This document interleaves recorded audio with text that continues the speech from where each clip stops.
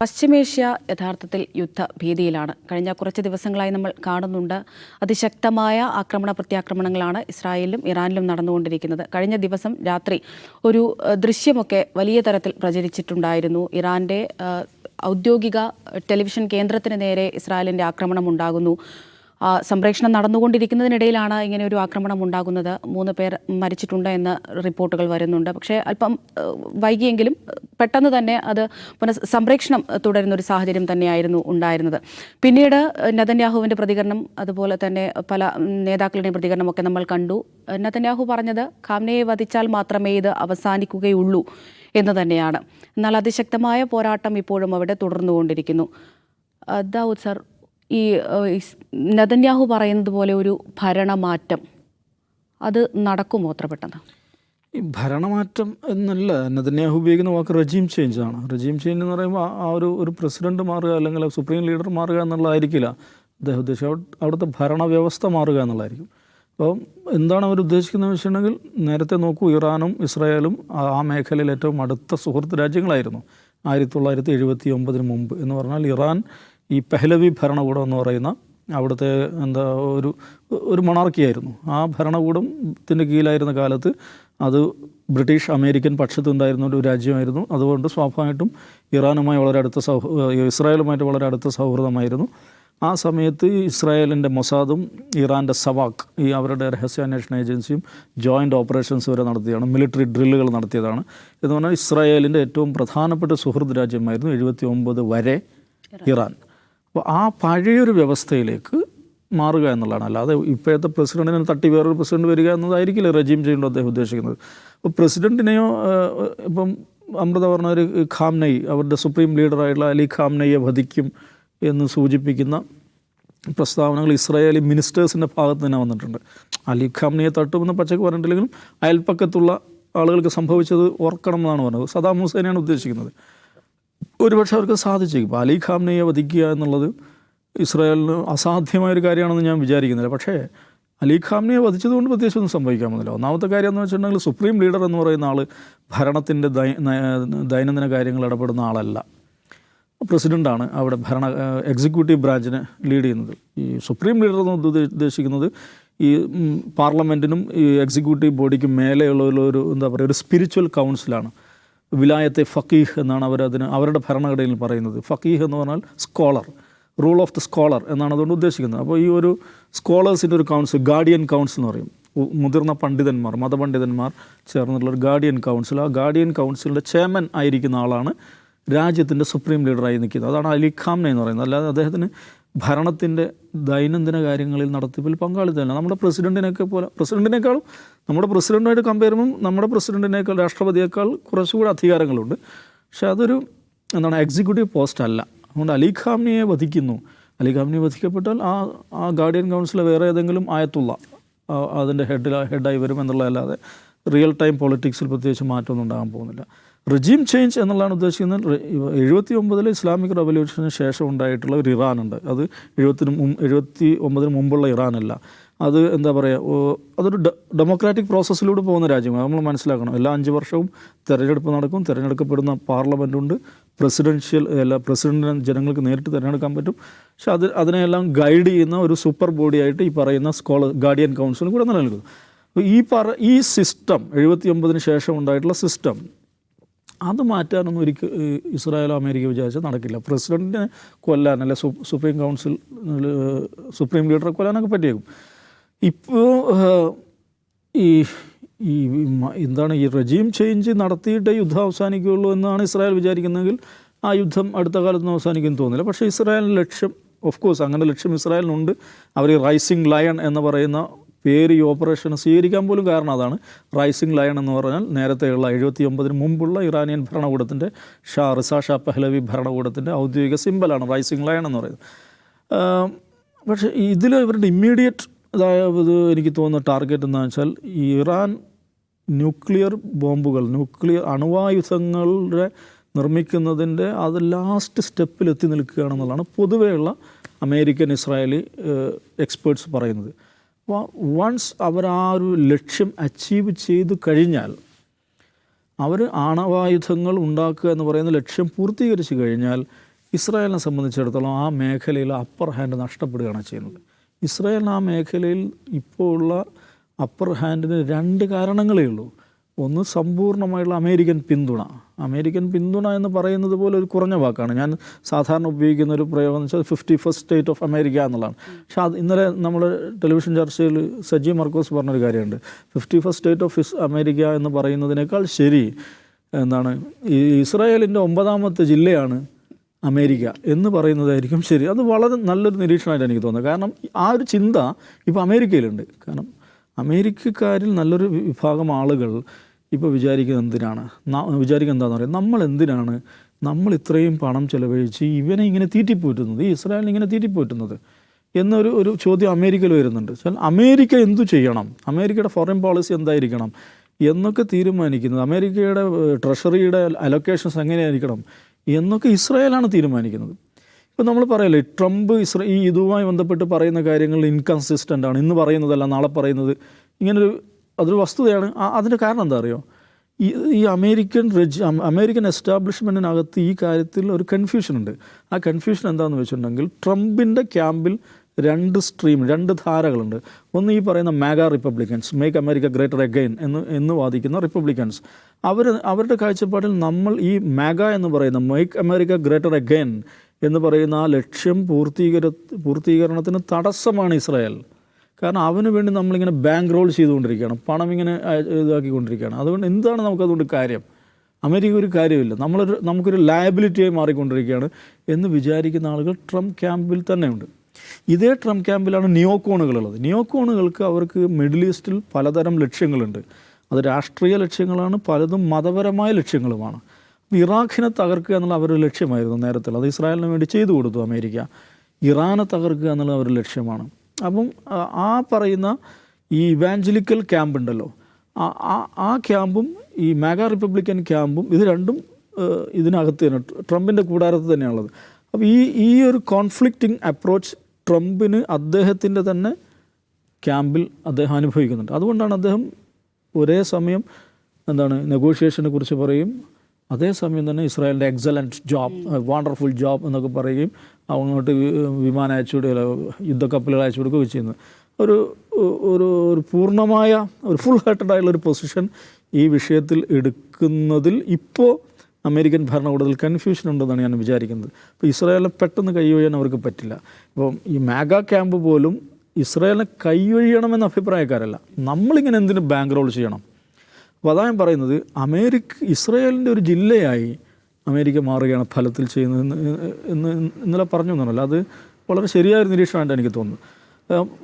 ഈ പറഞ്ഞ പോയെന്ന് വെച്ചാൽ, ഇത് ഇസ്രായേലിനെ സംബന്ധിച്ചിടത്തോളം അമേരിക്കയുടെ പിന്തുണയും ന്യൂക്ലിയർ വെപ്പൺസ് ഉണ്ട്. ഇത് രണ്ടുമാണ് ആ മേഖലയിൽ അവരെ പിടിച്ചു നിർത്തുന്ന ഘടകങ്ങളെന്ന് പറയുന്നത്. അതില്ലെങ്കിൽ അവസാനിച്ചു പോകുന്നൊരു സംഭവം മാത്രമാണ് ഇസ്രായേൽ എന്ന് പറയുന്ന ഒരു കുഞ്ഞു രാജ്യം.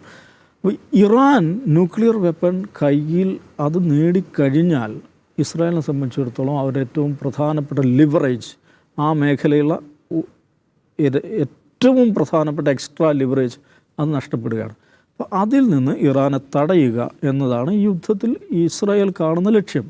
ആ ലക്ഷ്യം അവർ വിജയിക്കുമോ എന്നുള്ളത് എനിക്ക് കാത്തിരുന്ന് കാണേണ്ട കാര്യമാണ്. കാരണം ഇറാനെ സംബന്ധിച്ചിടത്തോളം നമ്മൾ മനസ്സിലാക്കേണ്ടത് 79 മുതൽ ആ രാജ്യം കടുത്ത ഉപരോധത്തിലാണ്. പക്ഷെ അവരുടെ സയൻസ്, ടെക്നോളജി എല്ലാ മേഖലകളിലും അവർ മുന്നോട്ട് പോയിക്കൊണ്ടേയിരിക്കുകയാണ്. ഇത്രയും കാലം ഉപരോധത്തിലുള്ള ഒരു രാജ്യം സ്വാഭാവികമായി തകർന്ന് നശിച്ച് നാറാണക്കല്ലായി പോകേണ്ടതാണ്. പക്ഷെ അവർക്കത് സംഭവിച്ചിട്ടില്ല. അവർ മുന്നോട്ട് തന്നെയാണ് കുതിച്ചത്. ഇപ്പോഴും നമുക്കറിയാം, ഇപ്പം എല്ലാ രംഗത്തും അവർ മുന്നിലാണ്. ഇപ്പം നമ്മുടെ നാട്ടിൽ നമ്മൾ സിനിമയെക്കുറിച്ച് സംസാരിക്കുമ്പോൾ ഏറ്റവും കൂടുതൽ ചർച്ച ചെയ്യപ്പെടുന്ന എന്താണ്? ഇറാനിയൻ സിനിമയാണ്. ഫുട്ബോളിൽ ഏഷ്യയിൽ ഫിഫ റാങ്കിങ് എടുത്തു കഴിഞ്ഞാൽ ഏഷ്യയിലെ നമ്പർ 2 ആണ് അവർ. എല്ലാ ലോകകപ്പിലും ഏഷ്യയിൽ നിന്ന് പോകുന്ന ഒരു ടീം ഏതാണ്? നാഷണൽ ടീം ഏതാണ്? ഇറാൻ്റെ ടീമാണ്. ഇറാൻ്റെ സിനിമയാകട്ടെ, സ്പോർട്സ് ആകട്ടെ, മ്യൂസിക് ആവട്ടെ, എല്ലാ രംഗങ്ങളിലും അവർ സോഫ്റ്റ് പവറിൻ്റെ കാര്യത്തിലാണെങ്കിലും ഹാർഡ് പവറിൻ്റെ കാര്യത്തിലാണെങ്കിലും അവർ മുന്നോട്ട് പോയിട്ടുണ്ട്. അവരുടെ ടെക്നോളജി അവർ വികസിപ്പിച്ചിട്ടുണ്ട്. അപ്പം അങ്ങനെ ഒരു രാജ്യം, ആണവായുധം ഉപരോധത്തിൽ കഴിയുന്ന ഒരു രാജ്യം, ആണവായുധം കൂടെ അതിൻ്റെ ആക്സസ് അതും അവരുടെ കൺട്രോളിൽ വന്നു കഴിഞ്ഞാൽ ഞങ്ങളുടെ നിലനിൽപ്പ് അപകടമാണെന്ന് ഇസ്രായേൽ ഭയക്കുന്നു. അതാണ് ഇതിലൊരു പ്രശ്നം. അപ്പോൾ അവരൊരു പ്രീ എംപ്റ്റീവ് സ്ട്രൈക്ക് നടത്തുകയാണ് ചെയ്യുന്നത്. അതിൻ്റെ ആദ്യഘട്ടത്തിൽ അവർ ഗംഭീരമായി വിജയിച്ചിട്ടുണ്ട്. ഇവരുടെ സയൻറ്റിസ്റ്റുകളെ കൊല്ലാൻ പറ്റിയിട്ടുണ്ട്. ഈ നെഥാൻസിലെ ഇവരുടെ പ്ലാന്റുകൾ, ന്യൂക്ലിയർ ഗവേഷണ കേന്ദ്രങ്ങൾ തകർത്തു എന്നാണ് ഇസ്രായേൽ അവകാശപ്പെടുന്നത്. അതിൻ്റെ ദൃശ്യങ്ങളൊക്കെ അവർ പുറത്തു വിട്ടിട്ടുണ്ട്. ഇപ്പോൾ ന്യൂക്ലിയർ ഗവേഷണ കേന്ദ്രങ്ങളൊക്കെ ഭൂമിക്ക് മേലെ ഇറാൻ ഇങ്ങനെ പടുത്തുയർത്തി നിൽക്കുമെന്നുള്ള ക്വസ്റ്റ്യൻ അവിടെ ഉണ്ട്. അപ്പോൾ യുദ്ധത്തെ സംബന്ധിച്ചിട്ട് നമ്മൾ മനസ്സിലാക്കേണ്ട കാര്യം, the first casualty of war is truth എന്നാണ്. ആദ്യം മരിക്കുന്ന സത്യമാണ്. എന്താണെന്ന് നമുക്ക് പറയാൻ പറ്റില്ല. പക്ഷേ ഇറാൻ കേപ്പബിളായുള്ള രാജ്യമാണ്. സ്വയം എല്ലാ പരിമിതികളിൽ നിന്നും സ്വന്തം ശക്തി വികസിപ്പിച്ച് മുന്നോട്ട് പോയിക്കൊണ്ടിരിക്കുന്ന രാജ്യമാണ്. ഇപ്പം നടന്നുകൊണ്ടിരിക്കുന്ന ഈ യുദ്ധത്തിൽ ഇപ്പോൾ തീർച്ചയായും നഷ്ടങ്ങൾ ആർക്കാണ് കൂടുതലെന്ന് ചോദിച്ചാൽ നിശ്ചയമായി ഇറാൻ തന്നെയായിരിക്കും. ഒന്ന് ആലോചിക്കണം, 1900 കിലോമീറ്റർ അകലത്തിൽ കഴിയുന്ന 2 സ്ഥലങ്ങളാണ് ടെൽ അവീവും ടെഹ്റാനും. ഇത്രയും ദൂരത്തിരുന്ന് നടക്കുന്ന യുദ്ധമാണ്. ഉണ്ടല്ലോ, കമാൻഡ് സെൻറ്ററുകളിൽ നിന്ന് കമ്പ്യൂട്ടർ സ്ക്രീനുകൾ വഴി നിയന്ത്രിക്കപ്പെടുന്ന യുദ്ധമാണ്. അപ്പോൾ അത്തരമൊരു യുദ്ധത്തിൽ ഇലക്ട്രോണിക് വാർഫെയർ, ഞാൻ പറയുന്നത് ഒരു മിലിറ്ററി ഹാർഡ് പവർ അല്ല, ഇലക്ട്രോണിക് വാർഫെയറിൻ്റെ കാര്യത്തിൽ ലോകത്ത് തന്നെ നമ്പർ 1 എന്ന് നിശ്ചയമായും പറയാവുന്ന രാജ്യമാണ് ഇസ്രായേൽ. അതുകൊണ്ടാണ് അവർക്ക് ടെൽ അവീവിൽ ഇരുന്നുകൊണ്ട് 1900 കിലോമീറ്റർ ഇപ്പുറത്തിരുന്നുകൊണ്ട് പ്രിസിഷൻ ടാർഗറ്റുകൾ അവർക്ക് കൃത്യം നോക്കൂ. ഇന്ന് അവരുടെ എന്താണ് അലി ഷദ്മാൻ എന്ന് പറഞ്ഞിട്ട് അവരുടെ പ്രധാനപ്പെട്ട ഒരു ജനറൽ കൊല്ലപ്പെട്ടു എന്നാണ് പറയുന്നത്. സ്ഥിരീകരിക്കപ്പെട്ടില്ല. നേരത്തെ കഴിഞ്ഞ വെള്ളിയാഴ്ചത്തെ ആക്രമണത്തിൽ 20ഓളം അവരുടെ സീനിയർ മിലിറ്ററി ഓഫീസേഴ്സ് കൊല്ലപ്പെടുന്നു.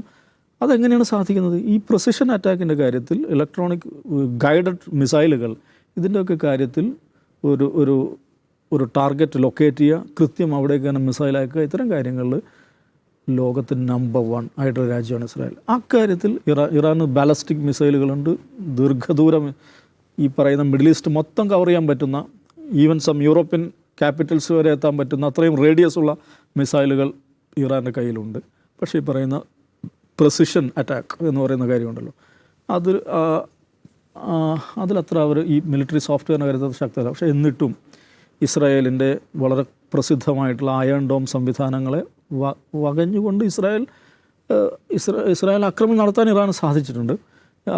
അവരുടെ എനർജി സെക്ടറുകൾ ആക്രമിക്കപ്പെട്ടിട്ടുണ്ട്. ഇന്ന് ഹെർസിലിയയിൽ നടന്ന ആക്രമണത്തെക്കുറിച്ച് പറയുന്ന മൊസാദിൻ്റെ പ്രധാനപ്പെട്ട ഒരു കമാൻഡ് സെൻറ്ററിലാണ് ആക്രമണം മിസൈൽ വന്ന് വീണിരിക്കുന്നതെന്നാണ്. അത്ര എളുപ്പം അങ്ങ് എന്താ പറയുക തീർത്ത് കളയാവുന്നൊരു സംഗതിയല്ല ഇറാൻ എന്ന് പറയുന്നത്. അവർ നിശ്ചയമായും അവരുടെ അടുത്ത് കേപ്പബിലിറ്റീസിൻ്റെ വലിയൊരു രാജ്യമാണ്, വലിയ പാരമ്പര്യമുള്ള ഒരു ജനതയാണ്, ദീർഘമായ യുദ്ധാനുഭവങ്ങളുള്ളൊരു ജനതയാണ്. ഒപ്പം നമ്മൾ മനസ്സിലാക്കേണ്ട കാര്യം, ഇസ്രായേലി ജനതയെ സംബന്ധിച്ചത് ഇത്ര അനുഭവങ്ങളിലൂടെ കടന്നു പോയിട്ടില്ല. അവർക്ക് കൊന്നിട്ടേ പരിചയമുള്ളൂ. കൊല്ലുന്നത് സ്ക്രീനിൽ ആസ്വദിക്കുക എന്ന് പറയുന്ന സംഗതി അല്ലാതെ ഇങ്ങനെ മിസൈലുകൾ നമ്മുടെ നഗരങ്ങളിൽ വന്ന് വീണ് പൊട്ടുന്നത് അവർക്ക് കാണേണ്ടി വന്നിട്ടില്ല. അപ്പോൾ ഈ ഇറാനൊരു അവർക്ക് വലിയ നഷ്ടങ്ങളുണ്ടാകുമ്പോൾ തന്നെ ആ റീജിയനിൽ, അവരുടെ ജിയോഗ്രഫിയിൽ അവർക്ക് വലിയ നായക പരിവേഷം ഇതിനകം വന്നു കഴിഞ്ഞു. കാരണം അവന്മാരിടിച്ചല്ലോ എന്ന് വിചാരിക്കുന്ന ആളുകൾ കോടിക്കണക്കിന് മനുഷ്യരുള്ള റീജിയനാണത്. നമുക്ക് വെയിറ്റ് ചെയ്യാന്നാണ് എനിക്ക് തോന്നുന്നത്. ഇതെവിടെയാണ് ഇതിനൊരു കൺക്ലൂഷൻ ഉണ്ടാകുന്നത് വെച്ചാൽ, എൻഡ് ഓഫ് ദ ഡേ 1948 മുതൽ ഇസ്രായേൽ എന്ന് പറയുന്ന സാന്നിധ്യം ആ മേഖലയിൽ ഒരു ഡിസ്റ്റർബൻസാണ്, ലോകത്ത് തന്നെ ഒരു ഡിസ്റ്റർബൻസാണ്. അത് ഞങ്ങൾക്കും ഡിസ്റ്റർബൻസ് ആണ് എന്ന് അമേരിക്കക്കാർ തിരിച്ചറിയുന്ന ഒരു ദിവസം വരുമെന്നാണ് ഞാൻ വിചാരിക്കുന്നത്. ശരി അജിൻ സർ, ഇന്നലെ തന്നെ ഈ ബ്രിട്ടീഷ് ഫ്രഞ്ച് വിദേശകാര്യമന്ത്രിമാരൊക്കെ ഇറാനുമായിട്ട് സംസാരിച്ചു എന്നൊക്കെ പറയുന്നുണ്ട്. അതുപോലെ തന്നെ അറബ് രാജ്യങ്ങൾ, ഗൾഫ് രാജ്യങ്ങളും മധ്യസ്ഥ ശ്രമിക്കുന്നുണ്ട്. അപ്പോൾ 2 കാര്യങ്ങൾ അറിയണം. ഒന്ന്, ഇനിയിപ്പോൾ ഈ ഒരു മധ്യസ്ഥ ശ്രമങ്ങൾക്കോ അല്ലെങ്കിൽ സമാധാന ശ്രമങ്ങൾക്കോ സ്കോപ്പ് ഉണ്ടോ എന്നുള്ളൊരു കാര്യം, ഇറാൻ അതുമായിട്ട് മുന്നോട്ട് പോകുമോ അല്ല ഈ പറഞ്ഞതുപോലെ അവസാനം വരെ പോരാടാം എന്നുള്ളൊരു നിലപാടിൽ തന്നെ ഉറച്ചു നിൽക്കുമോ എന്നുള്ള ഒരു കാര്യം. മറ്റൊന്ന്, ഇത്രയും നാൾ പരോക്ഷമായി ഇസ്രായേലിനെ പിന്തുണച്ചിരുന്ന അമേരിക്ക നേരിട്ട് യുദ്ധത്തിൽ പങ്കെടുക്കും? നേരിട്ട് യുദ്ധത്തിൽ പങ്കെടുക്കാത്തതിന് കാരണം ദാവൂദ് നേരത്തെ പറഞ്ഞു. അതായത് ട്രംപ് ക്യാമ്പിൽ 2 അഭിപ്രായമുണ്ട്. അപ്പോൾ അമേരിക്കയെ സംബന്ധിച്ച്, ഏത് രാജ്യത്തെ സംബന്ധിച്ച് അവരുടെ വിദേശ നയം എന്ന് പറയുന്നത് സർക്കാർ മാറുമ്പോഴോ പ്രസിഡന്റ് മാറുമ്പോഴോ മാറുന്നതല്ല. ഇപ്പോൾ ഉദാഹരണത്തിന് നമ്മളിപ്പോൾ സോഷ്യൽ മീഡിയയിൽ നോക്കിക്കഴിഞ്ഞാൽ ഇറാനിലും ടെഹ്റാനിലൊക്കെ ഒരു ബോംബ് വീഴുമ്പോൾ ഇന്ത്യയിലെ റൈറ്റ് വിങ് ഭയങ്കരമായിട്ട് ആഹ്ലാദിക്കും, അവിടെ ബോംബ് പൊട്ടി എന്ന് പറഞ്ഞിട്ട്. പക്ഷേ മോദി ആഹ്ലാദിക്കില്ല, മോദി അഡ്മിനിസ്ട്രേഷൻ ആഹ്ലാദിക്കില്ല. കാരണം മോദിക്ക് ഒരുപാട് എക്കണോമിക് താല്പര്യമുള്ളൊരു രാജ്യമാണ് ഇറാൻ. ഇന്ത്യയുടെ സുഹൃത്ത് രാജ്യമാണ് ഇറാൻ. അപ്പോൾ നമ്മുടെ ഓൺലൈൻ റൈറ്റ് വിംഗേഴ്സ് സന്തോഷിക്കുന്നത് പോലെ അവർ ഒരു ഭരണകൂടം സന്തോഷിക്കില്ല. കാരണം ഭരണകൂടം എന്ന് പറഞ്ഞാൽ പരമ്പരാഗതമായിട്ട് പിന്തുടർന്നു വരുന്ന ഫോറിൻ പോളിസിയാണ്. അമേരിക്കയുടെ മിഡിൽ ഈസ്റ്റ് പോളിസി അങ്ങനെ തന്നെയാണ്. ഡെമോക്രാറ്റ് ഭരിച്ചാലും റിപ്പബ്ലിക്കന്മാർ ഭരിച്ചാലും ഏതാണ്ട് ഒരേ പോളിസിയൊക്കെയാണ് ഉണ്ടാവുക. പക്ഷേ റിപ്പബ്ലിക്കന്മാരുടെ ഭരണകൂടത്തിൽ ഈ പറയുന്ന നിയോ കൺസർവേറ്റീവ്സിൽ കുറേ കൂടി സ്വാധീനമുണ്ട്. ആ സ്വാധീനത്താൽ അവർ യുദ്ധം ചെയ്തു പോന്നിരുന്നു. 2 വലിയ യുദ്ധങ്ങൾ അവർ ചെയ്തു, ഒന്ന് അഫ്ഗാനിലും ഒന്ന് ഇറാനിലും. യുദ്ധം എന്ന് പറയാൻ പറ്റില്ല, അത് അധിനിവേശം തന്നെയാണ്. ആ 2 അധിനിവേശം ചെയ്തു. അപ്പോൾ അതിനെക്കുറിച്ചൊരു ഇൻസ്റ്റാഗ്രാം റീൽസ് തമാശയുണ്ട്. നിങ്ങൾ എന്തിനാണ് സദ്ദാമിനെ ആക്രമിച്ചത്? അയാളുടെ കയ്യിൽ വെപ്പൺസ് ഓഫ് മാസ് ഡിസ്ട്രക്ഷൻ ഉണ്ടായിരുന്നു എന്ന വിവരം ഞങ്ങൾക്ക് കിട്ടി. എന്നിട്ട് അതില്ല എന്ന് പിന്നീട് തെളിഞ്ഞു. ഓക്കെ, നിങ്ങൾ എന്തുകൊണ്ടാണ് തെക്കൻ കൊറിയയെ ആക്രമിക്കാത്തത്? സുരാജ് വെഞ്ഞാറൂണ് സ്റ്റൈലിൽ ഒന്ന് പോടാവേ, അവരയിൽ ആണവായുധമുണ്ട്. മനസ്സിലാവുണ്ടോ? അപ്പോൾ ഈ ഇറാൻ ആണവായുധം ഉണ്ടാക്കി എന്നുള്ളതല്ല, ഉണ്ടാക്കാൻ അവർക്ക് കഴിവുണ്ട്. അതായത് അമൃതയ്ക്ക് പോക്കറ്റ് അടിക്കാൻ കഴിവുണ്ട്. അതുകൊണ്ട് അമൃതയെ ഇന്ന് തന്നെ നേരത്തെ ഞങ്ങൾ അറസ്റ്റ് ചെയ്ത് വയ്ക്കുന്നു എന്നാണ് പറഞ്ഞ അർത്ഥം. ഇതിൻ്റെ ഒരു വസ്തുത നമ്മൾ പരിശോധിക്കണം. 1957 ഇസ്രായേൽ അന്താരാഷ്ട്ര ആണവോർജ്ജ ഏജൻസിയിൽ അംഗത്വം എടുത്താണ്. 58 ഇറാനും അംഗത്വം എടുത്താണ്. ഈ നോൺ പ്രൊലിഫറേഷൻ, അതായത് ഈ ആണവായുധം ഉണ്ടാക്കാതിരിക്കാനുള്ള ട്രീറ്റി ഉണ്ട്. ആ ട്രീറ്റിയിൽ ഇസ്രായേൽ ഒപ്പുവെച്ചിട്ടില്ല. ഇറാൻ അതിൽ ഒപ്പുവെച്ചിട്ടുള്ളതാണ്. ഞങ്ങൾ ആണവായുധം ഉണ്ടാക്കില്ല. ഇനി അങ്ങനെ ഉണ്ടാക്കിയാൽ തന്നെ ഈ നിരായുധീകരണ പ്രോസസ്സ് അവർ തുടങ്ങുകയും അത് മോണിറ്റർ ചെയ്യപ്പെടുകയും ചെയ്യുക. IAEA അത് മോണിറ്റർ ചെയ്യുകയും ചെയ്യും. ഇസ്രായേൽ ഇത് ഒപ്പുവെക്കാത്തത് എന്തുകൊണ്ടാണ്? ഇസ്രായേൽ അല്ലാതെ തന്നെ പുറത്തു വന്ന ഒരുപാട് ഡോക്യുമെൻറ്റ്സ്, ഇപ്പോൾ ഈ ക്ലാസിഫൈഡ് ഡോക്യുമെൻറ്റ്സ് ഒക്കെ പുറത്തു വന്നതിൽ നിന്നും അമേരിക്ക തന്നെ പുറത്തുവിട്ട രേഖകളിൽ നിന്നും ഇസ്രായേലിൻ്റെ കയ്യിൽ 100 മുതൽ 200 വരെ ന്യൂക്ലിയർ ആയുധങ്ങളുണ്ട് എന്ന് വ്യക്തമാണ്. ലോകത്തിലെല്ലാവർക്കും അറിയാം. പക്ഷെ അവരത് സമ്മതിക്കില്ല. എന്നാൽ ഇല്ലയെന്നും പറയില്ല. ഞങ്ങളുടെ കയ്യിൽ ന്യൂക്ലിയർ വാർ ഹെഡ്സ് ഇല്ല എന്നൊരിക്കലും ഇസ്രായേൽ പറയില്ല. ഉണ്ട് എന്നും പറയില്ല. സംഭവം അവിടെ ഉണ്ട്. ഇറാൻ്റെ കയ്യിൽ അതില്ല. അപ്പോൾ ഇറാൻ്റെ കയ്യിൽ അതില്ല എന്ന് പറഞ്ഞാൽ ഇറാൻ ഒന്ന് അവർ ഐഡിയോളജിക്കലി അതിനെതിരാണ്. കാരണം ഈ പറയുന്ന ഈ ഗാർഡിയൻ കൗൺസിൽ അതിനെതിരെ ഫത്വ കൊടുത്തിട്ടുണ്ട്. ഇസ്രായേൽ എന്ന രാജ്യം ഒരിക്കലും ആണവായുധം ഉണ്ടാക്കാൻ പാടില്ല. അവരുടെ മതവിധിയാണ്, ഞങ്ങൾ ഉണ്ടാക്കില്ല. അതിൻ്റെ ഭാഗമായിട്ടാണ് അവർ ഈ അന്താരാഷ്ട്ര ആണവോർജ്ജ ഏജൻസിയിൽ അംഗത്വം എടുക്കുകയും അവർ സമാധാന ആവശ്യത്തിന് വേണ്ടി മാത്രം ന്യൂക്ലിയർ പ്രൊജക്റ്റ് നടത്തുകയും ചെയ്യുന്നത്. ഈ നോൺ പ്രൊലിഫറേഷൻ ട്രീറ്റിയിൽ NPT ഒപ്പുവെച്ചാലുള്ള ഒരു കാര്യം എന്ന് വെച്ചാൽ അന്താരാഷ്ട്ര ആണവോർജ്ജ ഏജൻസിയുടെ ഘട്ടം ഘട്ടമായിട്ടുള്ള പല ഘട്ടങ്ങളിലായിട്ടുള്ള ഈ ഇൻസ്പെക്ഷൻ അവർ വിധേയമാക്കണം. അവരുടെ ആളുകൾ കയറ്റിവിട്ട് ഞങ്ങൾ ആയുധം ഉണ്ടാക്കുന്നില്ല, ഞങ്ങളുടെ ഫെസിലിറ്റീസ് ഇതൊക്കെയാണ്, ഞങ്ങൾ ഇത് സിവിലിയൻ യൂസിന് വേണ്ടി മാത്രമാണ് ന്യൂക്ലിയർ എനർജി ഉപയോഗിക്കുന്നതെന്ന് അവരുടെ മുമ്പിൽ തെളിയിക്കണം. അപ്പോൾ ഇസ്രായേൽ ഈ പറയുന്ന സമ്പുഷ്ടീകരണ കരാറിൽ ഒപ്പുവെക്കാത്തതുകൊണ്ട് അവിടെ IAEA കയറി പരിശോധിക്കാൻ പറ്റില്ല. അവർക്ക് എന്തും ചെയ്യാം. മനസ്സിലാവുണ്ടോ? എന്നിട്ട് സമാധാനാവശ്യത്തിന് വേണ്ടി മാത്രം ആണവായുധം ഉണ്ടാക്കുന്ന ഇറാനെ അവർ നാളെ അത് ഉണ്ടാക്കാൻ അവർക്ക് ക്യാപ്പബിലിറ്റി ഉണ്ട്, അവർക്ക് കഴിവുണ്ട് എന്ന് കരുതി പ്രീഎംപ്റ്റീവ് സ്ട്രൈക്ക് എന്ന പേരിൽ അവർ ആക്രമിക്കുകയാണ്. ഇതിന് എന്ത് നീതി എന്നാണ് പറയുക? അപ്പോൾ എന്നിട്ട് അതിന് കൈയടിക്കുന്ന ആളുകൾ, അവർ നാളെ ഉണ്ടാക്കിയേക്കെന്ന് പറഞ്ഞ് അവരെ ആക്രമിക്കുന്നതിന് കൈയടിക്കുന്ന ആളുകൾ. ഈ ട്രംപ് ക്യാമ്പിലുള്ള ഒരു പ്രശ്നം അത് ഇറാനോടുള്ള ഇതല്ല, ഇറാനോടുള്ള ഇതിൻ്റെ മമതയുടെ പേരിലല്ല. അമേരിക്ക ഇപ്പോൾ പോയി യുദ്ധത്തിന് തലവയ്ക്കേണ്ട. അതിൻ്റെ പ്രധാനപ്പെട്ട കാരണം ഒന്ന്, ഈ ഏകഛത്രാധിപതിയായിരുന്ന അമേരിക്ക, ലോകത്തെ മുമ്പ് സോവിയറ്റ് യൂണിയൻ അമേരിക്കയായിരുന്നു, പിന്നീട് സോവിയറ്റ് യൂണിയൻ നടന്നതിന് ശേഷം ലോകം ഭരിക്കുന്ന ലോക പോലീസായിരുന്നു അമേരിക്ക. ലോക പോലീസ് പദവിയിൽ നിന്ന് താഴെ ഇറങ്ങുന്ന എവിടെ നിന്നാണെന്നറിയോ? 2 യുദ്ധങ്ങൾ ചെയ്തതിന് ശേഷം, ഞാൻ മുമ്പ് പറഞ്ഞ അഫ്ഗാനിസ്ഥാൻ ഇറാഖ് ഇൻവേഷന് ശേഷമാണ് അവരുടെ ആ ലോക പോലീസ് പദവിക്ക് ഇളക്കം തട്ടുന്നത്. അതുകൊണ്ടാണ് ഈ മേക്ക് അമേരിക്ക ഗ്രേറ്റ് അഗെയിൻ ആളുകൾ പറയുന്നത്. നമ്മൾ വെറുതെ പോയി യുദ്ധം ചെയ്ത് നമ്മളുള്ള വില കളയരുത്. അതിൻ്റെ കാരണം മുമ്പ് സോവിയറ്റ് യൂണിയനെതിരെ അഫ്ഗാനിസ്ഥാനിലെ ഈ മുജാഹിദീനുകൾ യുദ്ധം ചെയ്ത് സോവിയറ്റ് യൂണിയൻ ഇല്ലാതായതുപോലെ നമ്മൾ പോയി വെറുതെ പോയി വള്ളി പിടിച്ച് നമ്മുടേതായ ഒരു സാമ്രാജ്യം ഇല്ലാതാക്കരുത് എന്നാണ് അവർ സീരിയസ് ആയിട്ട് ആഗ്രഹിക്കുന്നത്. അതൊരു നല്ല പോളിസിയാണ്. ഇത് പരമാവധി മറ്റുള്ളവരുടെ കാര്യങ്ങൾ ഇടപെടാതിരിക്കുക, അവനവൻ്റെ കാര്യം നോക്കുക, അവനവൻ്റെ ഡൊമസ്റ്റിക് പോളിസി ശ്രദ്ധ കേന്ദ്രീകരിക്കുക എന്നുള്ളതാണ്. അത് ആര് പറഞ്ഞാലും നല്ല കാര്യമാണ്, ഏത് രാജ്യത്തെ സംബന്ധിച്ച് നല്ല കാര്യമാണ്. ഇപ്പോൾ ടക്കർ കാൾസൺ എന്ന് പറയുന്നൊരു ഫോക്സ് TV-യിലൊരു പഴയ അവതാരകനാണ്. അയാൾക്ക് ട്രംപുമായിട്ട് വളരെ അടുത്ത ബന്ധമുണ്ട്. ടക്കർ കാൾസൺ എന്ന് പറഞ്ഞാൽ റൈറ്റ് വിങ്ങറാണ്. അവിടുത്തെ റിപ്പബ്ലിക് എന്ന് പറയാൻ പറ്റില്ല, ഒരു റൈറ്റ് വിങ്ങർ ആയിട്ടുള്ള അവിടുത്തെ അർണബ് ഗോസ്വാമി. അത് അമേരിക്കൻ പ്രസിഡന്റ് ആയിരിക്കും 1ാം ടേമിൽ ട്രംപ് നോർത്ത് കൊറിയയിൽ പോകുമ്പോൾ അദ്ദേഹത്തെ അനുഗമിച്ച ആളാണ്. ട്രംപുമായിട്ട് നിരവധി തവണ ഇൻ്റർവ്യൂ നടത്തിയിട്ടുള്ള ഒരാളാണ്. അയാൾക്ക് വലിയ തോതിൽ ട്രംപിൽ സ്വാധീനമുണ്ട്. സ്വാധീനം ഇപ്പോൾ ഖാസിം സുലൈമാനിയെ കൊന്ന സമയം, ആ സമയത്ത് ഇറാൻ ചില മിസൈലുകൾ അമേരിക്കൻ കേന്ദ്രങ്ങളെ ലക്ഷ്യമാക്കി അയച്ചിരുന്നു. അന്ന് ഒരു ലാർജർ യുദ്ധത്തിൽ നിന്ന് ട്രംപിനെ തടഞ്ഞു നിർത്തിയതിൽ പ്രധാനിയെന്ന് അമേരിക്കൻ മാധ്യമങ്ങൾ വിശേഷിപ്പിക്കുന്ന ആളാണ് ടക്കർ കാൾസൺ. അയാളിപ്പോൾ ടോറ്റലി ട്രംപിനെതിരായിരിക്കുകയാണ്. നിങ്ങൾ ഈ കാണിക്കുന്ന മണ്ടത്തരാണ്. ഒരു കാരണവശാലും ഇസ്രായേലിനെ ഈ ഫണ്ട് ചെയ്യരുത്, ഇസ്രായേലിന് ആയുധം കൊടുക്കരുത്, ഇപ്പോൾ നമ്മൾ പോകുന്ന നാശത്തിലേക്കാണെന്ന് പറഞ്ഞാൽ ഭയങ്കര പ്രശ്നം ഉണ്ടാക്കുകയാണ്. എന്ന് മാത്രമല്ല, ട്രംപിനെ യുദ്ധം ചെയ്യാൻ പ്രേരിപ്പിക്കുന്ന ആളുകളെ പോലും അയാൾ പരസ്യമായിട്ട് ചീത്ത വിളിക്കുകയാണ്. വെറുതെ കുഴപ്പമുണ്ടാക്കരുതെന്ന് പറഞ്ഞു. അപ്പോൾ ഇപ്പോൾ നമ്മൾ കാണുന്ന ഒരു അവ്യക്തതയുണ്ടല്ലോ, അതായത് ട്രംപ് ഒരു മീഡിയേഷന് പോവുകയാണോ, അതല്ല ഇസ്രായേലിൻ്റെ ഒപ്പം യുദ്ധം ചെയ്യാൻ പോകണം എന്നുള്ളതിൽ ഇപ്പോൾ ഒരു കൃത്യതയില്ല. അപ്പോൾ G7 ഉച്ചോടി കഴിഞ്ഞ് രാവിലെ പുള്ളി നേരെ തിരിച്ചു വന്നിട്ടുണ്ട്, പകുതി വഴിക്ക് ഇറങ്ങി പോന്നിട്ടുണ്ട്. അവിടെ ഈ ആക്രമണം അവസാനിപ്പിക്കണം, ഇറാനും ഇസ്രായേലും ആക്രമണം അവസാനിപ്പിക്കണം എന്നുള്ള റെസൊല്യൂഷൻ തള്ളിക്കളഞ്ഞുകൊണ്ട് വേറൊരു റെസൊല്യൂഷനാണ് അമേരിക്ക ഒപ്പുവെച്ചിട്ടുള്ളത്. അപ്പോൾ എന്താണ് എന്നുള്ളത് വ്യക്തതയില്ലാത്തതിന് കാരണം ട്രംപ് ക്യാമ്പിൽ തന്നെ ഇത് അവ്യക്തതയാണ്, എന്താണ് ചെയ്യേണ്ടതിനെ കുറിച്ച് അറിയില്ല. അതേസമയം തന്നെ ഇന്നലെ വൈകിട്ട് ബെഞ്ചമിൻ നെതന്യാഹു സകല അമേരിക്കൻ മാധ്യമങ്ങൾക്ക് ഇൻ്റർവ്യൂ കൊടുക്കുകയാണ്. ഇപ്പോൾ ABC കൊടുത്ത ഇൻ്റർവ്യൂ വളരെ രസമാണ്. അതിൽ ഈ നിങ്ങൾ തീർക്കാൻ പോവുകയാണോ, യുദ്ധത്തിന് പോവുകയാണോ, ഖാംനിയെ കൊല്ലുമോ എന്നൊക്കെ ചോദിക്കുന്നുണ്ട്. ഇയാൾ മുഴുവൻ പറയുന്ന കാര്യം, അയാളുടെ ഇൻ്റർവ്യൂവിൽ ഏതാണ്ട് ഒരു 26-30 മിനിറ്റോളം ഉണ്ട്.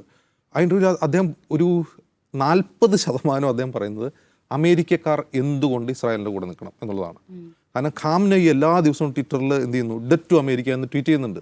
ത്രെറ്റല്ലേ അദ്ദേഹം ചോദിക്കുകയാണ്, എല്ലാ ദിവസവും ഇങ്ങനെ എഴുതുന്ന ഫനാറ്റിക് മുല്ല എല്ലാ ദിവസവും ട്വീറ്റ് ചെയ്യുകയാണ് ഡെറ്റ് ടു അമേരിക്ക, അത് നിങ്ങൾക്ക് ത്രെറ്റല്ലേ? എനിക്ക് മാത്രമല്ല, ഇസ്രായേലിന് മാത്രമല്ല, ലോകത്തിന് മുഴുവൻ ത്രെറ്റാണ്, മിഡിൽ ഈസ്റ്റിന് ത്രെറ്റാണ്. അങ്ങനെയാണെങ്കിൽ ഇത് പറഞ്ഞിട്ട് അമേരിക്ക എന്തുകൊണ്ട് തന്നോടൊപ്പം നിൽക്കണം എന്ന ലോബിയിങ് ആണ് അമേരിക്കൻ മാധ്യമങ്ങളോട് സംസാരിച്ചുകൊണ്ട് ബെഞ്ചമിൻ ആ ഇൻ്റർവ്യൂ തുടങ്ങുമ്പോൾ തന്നെ അതിൻ്റെ അവതാരം പറയുന്നുണ്ട്, ഫ്രം അൺനോൺഡ് ലൊക്കേഷൻ എന്നാണ് പറയുന്നത്. എവിടെയോ ഇരുന്നിട്ടാണ് ഇൻ്റർവ്യൂ ചെയ്യുന്നത്, അദ്ദേഹം സ്റ്റുഡിയോയിൽ പോയിരിക്കുകയല്ല. അപ്പോൾ ഇതിങ്ങനെ പറഞ്ഞുകൊണ്ടിരിക്കുക, അമേരിക്ക എന്തുകൊണ്ട് ഇസ്രായേലിനെ പിന്തുണയ്ക്കണം എന്നാണ് അദ്ദേഹം പറഞ്ഞുകൊണ്ടിരിക്കുന്നത്. അപ്പോൾ ഒരു വശത്ത് ഇസ്രായേലിൻ്റെ ലോബിയിങ് അമേരിക്കയിൽ നടക്കുകയാണ്, ഞങ്ങളോടൊപ്പം നിൽക്കണം. മറുവശത്ത് ട്രംപ് ക്യാമ്പിലെ ആളുകൾ അതിശക്തമായ എതിർപ്പ് ഈ യുദ്ധത്തിന് വേണ്ടി നടക്കുകയാണ്. ഇനി ഇറാൻ്റെ ന്യൂക്ലിയർ ഫെസിലിറ്റിയെ മുഴുവനായിട്ട് തകർക്കാൻ അമേരിക്കയുടെ ബങ്കർ ബ്ലസ്റ്റർ ബോംബുകൾക്കേ സാധിക്കൂ എന്നുള്ളതാണ് ഒരു വാദം. അതായത് ഇപ്പോൾ പറഞ്ഞല്ലോ, ആണവനിലയങ്ങളിട്ട ബോംബ് അതിൻ്റെ പുറമേയൊക്കെ എന്തൊക്കെയോ പരിക്കേൽപ്പിച്ചിട്ടുള്ളത്, ഇതെല്ലാം ഭൂമിക്കടിയിലൊക്കെ മറ്റുമാണ്. അപ്പോൾ ആ ഫെസിലിറ്റി തകർന്നിട്ടില്ല, ഇൻഫ്രാസ്ട്രക്ചർ തകർന്നുണ്ടാവും, ഫെസിലിറ്റി തകർന്നിട്ടില്ല. അപ്പോൾ എന്ത് വേണം, അമേരിക്കയുടെ ബങ്കർ ബ്ലസ്റ്റർ കൊണ്ടുവന്നിട്ട് അത് പൊളിക്കണം, തകർക്കണം എന്നാണ്. അങ്ങനെ തകർത്ത് എന്താ സംഭവിക്കുക? ഒരു ന്യൂക്ലിയർ കേന്ദ്രത്തിൽ ബോംബിട്ട് അതിനെ തകർത്ത് കഴിഞ്ഞാൽ എന്താ സംഭവിക്കുക? അതിനെപ്പറ്റി ആരും ചിന്തിക്കുന്നില്ല. അത് പൊളിച്ചു കഴിഞ്ഞാൽ അവരുടെ പ്രശ്നം തീർന്നോ? അത് അവർക്ക് വീണ്ടും റീബിൽഡ് ചെയ്യാൻ പറ്റും. അത് പൊളിച്ചു കഴിഞ്ഞാൽ അവർക്ക് റീബിൽഡ് ചെയ്യാൻ പറ്റും. അതിന് പറ്റുന്ന ക്യാപ്പബിലിറ്റി അവർക്കുണ്ട്, അവർക്കത് ആ സാങ്കേതിക വിദ്യയുണ്ട്, അവരത് ചെയ്യും. ഇപ്പോൾ ഒരു 10 ആണവ ശാസ്ത്രജ്ഞന്മാരെ കൊന്നു കഴിഞ്ഞാൽ എന്തെങ്കിലും മാറ്റം ഉണ്ടാവും ഒരു രാജ്യത്തെ സംബന്ധിച്ച്? ഒരു മാറ്റം ഉണ്ടാവില്ല. ഇനി ഖാംനയെ കൊന്നാൽ, റെജീം ചേഞ്ചിനെ പറ്റിയാണല്ലോ പറയുന്നത്, ഖാംനയെ കൊന്നാൽ എന്താ സംഭവിക്കുക? ഇപ്പോൾ സദ്ദാമിനെ കൊന്നപ്പോൾ അതാണ് ഈ ടക്കർ കാൾസൺ പ്രധാനമായിട്ട് ചൂണ്ടിക്കാട്ടുന്നത്. നിങ്ങൾ പോയി സദ്ദാമിനെ കൊന്നു. അപ്പോൾ ഇറാഖ് ഒരു രാജ്യമായിരുന്നു, അതൊരു ഏകാധിപതിയുടെ രാജ്യമാണ്, സദ്ദാം ഹുസൈൻ ഒരു ഏകാധിപതിയാണ്, ഒരു ഏക പാർട്ടി ഭരണമുള്ള രാജ്യമായിരുന്നു. സദ്ദാമിനെ കൊന്നിട്ട് എന്താ സംഭവിച്ചവിടെ? അവിടെയുള്ള സകല മിലീഷ്യകളും തലപൊക്കി, അവർ പരസ്പരം അടിക്കാൻ തുടങ്ങി, അവർ അമേരിക്കയെ ആക്രമിക്കാൻ തുടങ്ങി. ഇന്ന് ഇറാൻ്റെ ഒരു കളിത്തൊട്ടിലായി ഇറാഖ് മാറി. അതാണ് സംഭവിച്ചത്. അതുകൊണ്ട് അമേരിക്കയ്ക്ക് എന്തെങ്കിലും ഗുണമുണ്ടായോ? ഒന്നുമില്ല. ഇറാനിൽ ഖാംനയെ വീഴ്ത്തി ഇപ്പോഴത്തെ റെജീം മാറ്റിയെന്ന് വയ്ക്കുക, അവിടെയും സമാനമായ സംഭവം ഉണ്ടാവുക. അങ്ങനെ മാറ്റാൻ കഴിയില്ല, അതൊരു പ്രധാനപ്പെട്ട കാര്യം. മുമ്പ് സൂചിപ്പിച്ച പോലെ അതൊരു ഡെമോക്രാറ്റിക്കലി എലക്റ്റഡ് ഭരണകൂടമാണ്, ജനങ്ങൾ തിരഞ്ഞെടുക്കുന്ന ഭരണകൂടമാണത്. അതൊരു പൂർണ്ണ ജനാധിപത്യമാണെന്ന് വെച്ചാൽ പല അർത്ഥത്തിലെ പൂർണ്ണ ജനാധിപത്യമാണ്. കാരണം അവരുടെ ഈ ഗാർഡിയൻ കൗൺസിൽ എന്ന് പറയുന്നത് അവരുടെ ഒരുതരം ഭരണഘടനാ മോണിറ്ററിംഗ് സംവിധാനമാണ്. അവർ വിശ്വസിക്കുന്ന ഇസ്ലാമിക റവല്യൂഷൻ, ഇസ്ലാമിക മൂല്യങ്ങളുടെ അടിസ്ഥാനത്തിലാണോ നിയമങ്ങൾ പാർലമെൻറ്റ് നിർമ്മിക്കുന്നത്, അതനുസരിച്ചാണോ രാജ്യത്തിന് നയം പോകുന്നത് എന്നുള്ള അവർ മോണിറ്റർ ചെയ്യുന്നതെന്ന് മാത്രമല്ല. അതുകൊണ്ട് നേർക്ക് നേരെ അവർ ഭരണത്തിൽ ഇടപെടുന്ന ആൾക്കാരല്ല. പക്ഷെ അവർ റെട്രക്കിൽ പ്രശസ്തരാണ് അമേരിക്കയ്ക്കെതിരെ. കാരണം വെച്ചാൽ ഈ വിപ്ലവത്തിൻ്റെ ഒരു പാരമ്പര്യമാണത്. അമേരിക്കയ്ക്കെതിരെ സംസാരിക്കുന്ന ആ വിപ്ലവത്തിൻ്റെ ഒരു സ്വഭാവമാണ്. അപ്പോൾ ഈ debt to America, debt to Israel എന്നുള്ള അവർ നിരന്തരം പറഞ്ഞുകൊണ്ടേയിരിക്കും. അങ്ങനെ ഇളക്കി കളയാൻ പറ്റുന്ന, ഇപ്പോൾ സദ്ദാമിനെ കൊന്നപ്പോൾ ഇറാഖിലെ ഭരണകൂടം ഇല്ലാതായതുപോലെ ഖാംനെയോ അല്ലെങ്കിൽ ഇപ്പോഴത്തെ പ്രസിഡന്റ് പെഷസ്കിയാനോ കൊന്ന ആ ഭരണകൂടം ഇല്ലാതാവില്ല. കാരണം അതൊരു ഡീപ്പ് റൂട്ടഡാണ്, അവിടുത്തെ ജനങ്ങൾ എലക്ട് ചെയ്ത ആൾക്കാരാണ്. മറ്റൊന്ന്, ഇപ്പോൾ റിസാ ഷാ പെഹ്ലിയുടെ കാലത്ത് ഇപ്പോൾ പലരും പറയും 79 മുമ്പുള്ള ഇറാനെ നോക്കൂ, മിനി സ്കേർട്ട് ധരിച്ച പെൺകുട്ടികൾ നടക്കുന്നു. അത് ഏത് ഭാഗത്താണ്? അത് തെഹ്റാനിലെ വളരെ എലീറ്റായിട്ടുള്ള കുറച്ച് ആൾക്കാർ മാത്രമാണ്. ബാക്കി ഇറാൻ എന്ന് പറഞ്ഞാൽ വലിയൊരു രാജ്യമാണ്. ആ രാജ്യത്ത് ജനങ്ങളുടെ സംസ്കാരം, അവരുടെ പ്രധാനപ്പെട്ട പ്രൈഡ് എന്ന് പറഞ്ഞാൽ അവരുടെ പേർഷ്യൻ കൾച്ചറിനെ കുറിച്ചാണ് അവിടുത്തെ ആളുടെ പ്രൈഡ്. അവർ അറബ്സ് അല്ല, അവർ പേർഷ്യനാണ്. ഞങ്ങൾ സൈറസ് ചക്രവർത്തിയെക്കുറിച്ച് അഭിമാനം കൊള്ളുന്ന ആൾക്കാരാണ് അവർ. പേർഷ്യൻ പ്രൈഡിനെ കുറിച്ച് സംസാരിക്കുന്ന ആളാണ് ഇറാൻ. അപ്പം അങ്ങനെ വളരെ വലിയൊരു സിവിലൈസേഷനുള്ള, വളരെ പഴക്കമുള്ള ഒരു സംസ്കാരത്തെ ഒരു ലീഡറെ കൊന്നുകൊണ്ട് ഇല്ലാണ്ടാക്കാം എന്ന് കരുതുന്ന ഒരു മൗഢ്യമാണ്. അങ്ങനെ ബെഞ്ചമിൻ നെതന്യാഹുവിലും കരുതുന്നുണ്ടാവില്ല. അതാണ് എൻ്റെ രസം. ഇപ്പോൾ ഈ റെജീം ചേഞ്ച് എന്ന് നെതന്യാഹു പറയുന്നത് ഈ യുദ്ധം പ്രൊലോങ് ചെയ്യാനുള്ള ഒരു വഴി മാത്രമായിട്ടാണ് കാണുന്നത്. അല്ലാണ്ട് ഇപ്പോൾ ഖാംനെയെ കൊന്ന അവിടുത്തെ ഭരണകൂടത്തെ മാറ്റികളെ എന്ന് നെതന്യാഹുവിനും ചിന്തിക്കുന്നുണ്ടാവില്ല. അത്രയും ബുദ്ധിയില്ലാത്തവളൊന്നുമില്ല അയാൾ. അപ്പോൾ ഈ യുദ്ധം നീട്ടുക എന്നുള്ള ഒരു അടിയന്തര ഒരു കാരണം മാത്രമാണ് ഇപ്പോൾ നടക്കുന്ന കാര്യങ്ങൾക്കുള്ളത്. അതിൽ ട്രംപ് വീഴുമോ ഇല്ലേ, ട്രംപ് ഏത് പൊസിഷനിൽ നിൽക്കും എന്നുള്ളതാണ് ഇനി വരുന്ന മണിക്കൂറിൽ നമ്മൾ കാണുന്നത്. അത് കണ്ടു തന്നെ അറിയാം.